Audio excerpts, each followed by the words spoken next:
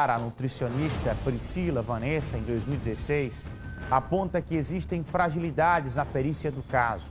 Ao vivo, eu converso com o advogado Dr. Yuri Herculano, advogado de Carlos Eduardo, ex-marido de Priscila. Pois não, bom dia, doutor, seja bem-vindo ao nosso caso, ao nosso programa. Bom dia, Bruno. O que é que a defesa tem a dizer sobre esse caso, doutor? Bruno, na realidade, o Carlos Eduardo, ele desde o primeiro momento, sem saber do caso, ele afirma e confirma, né, que é inocente, né? A Priscila Vanessa, ela se suicidou e a acusação, no final das contas, ela se baseia num único elemento pericial, que seriam as características de uma ferida, né, que é essa ferida que a gente chama de orifício de entrada do projétil da arma de fogo. Então, levando em consideração esse único elemento, né, a perícia passou a apontar, no segundo dia já, o Carlos Eduardo como o possível executor, na verdade, da Priscila. Só que quando, na verdade, isso é apenas um elemento, e que é um elemento que não diz com certeza absoluta, não é possível afirmar com certeza pericial, técnica científica, de que somente a presença desse elemento por si só ele confirmaria a autoria de um segundo ter efetuado esse disparo, na verdade, né? Há um conjunto que deve ser observado, né? Há o relacionamento, obviamente que uma acusação de feminicídio, você sabe, né, como todos nós que vivemos, né, hoje com as notícias, enfim, com esse mundo globalizado da gente, que, por exemplo, para que se haja um feminicídio, há normalmente um contexto de violência doméstica. Então, isso não existiria, ou seja, nunca, em nenhum momento, a investigação apontou qualquer motivo que o Carlos Eduardo tivesse para matar a Priscila Vanessa, né?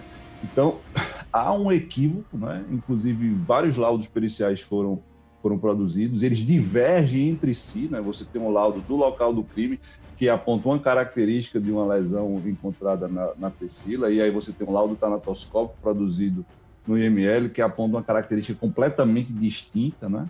E então nós vamos demonstrar que, obviamente, há uma incongruência, ou seja, um equívoco crasso, né, da perícia realizada no caso, que está levando a uma acusação injusta, né, do Carlos Eduardo. A defesa atesta desde o início que esse caso foi um suicídio, não é isso? Assim como o senhor alega que não havia nenhum histórico de agressão, de violência contra a vítima, vocês conseguiram levantar o perfil dessa vítima na sociedade? Se havia algum histórico dessa vítima, de sinais de depressão, de sinais de problemas mentais, de algum tipo de transtorno? Vocês conseguiram levantar algo nesse sentido, doutor? É uma questão muito subjetiva, não é, Bruno? Você identificar o que pode levar alguém a tirar sua própria vida, né?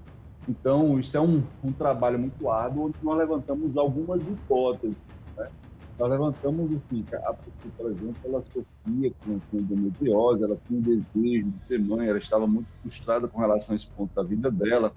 Nós levantamos situações relacionadas à adolescência da Priscila, onde ela sofreu bullying por conta de ser acima do peso. Nós temos questões relacionadas às finanças, né, da Priscila Vanessa, que ficaram, assim, muito bem delineadas após nós fazermos, digamos, essa busca, né, por qual motivo poderia ter a Priscila tirado sua vida, né? Nós sabemos que isso é algo, como eu disse, muito subjetivo e difícil de você identificar a motivação. O que é uma motivação frágil? Para mim, pode ser uma motivação muito forte para você, né, Bruno? Então, isso fica muito no campo do subjetivismo. Então, quando você está investigando um crime, quando a gente está num processo criminal, nós temos que juntar os elementos e ver qual é a resposta que deve ser dada de acordo com o que nós temos, né? Então, entre as possibilidades encontradas para que a Priscila pudesse tirar a sua vida e a completa ausência de motivação, e quando eu digo completa, é completa ausência de motivação para que o Carlos Eduardo o fizesse, né? Fica bastante claro que, efetivamente, naquele momento, né, e ainda assim, em conjunto com as incompatibilidades da perícia, né, com as falhas absurdas que foram cometidas, né, a gente tem certeza de que ali efetivamente aconteceu, foi um suicídio, jamais, né, um crime de feminicídio praticado pelo Carlos Eduardo. Doutor, um grande abraço para o senhor e obrigado pela entrevista conosco.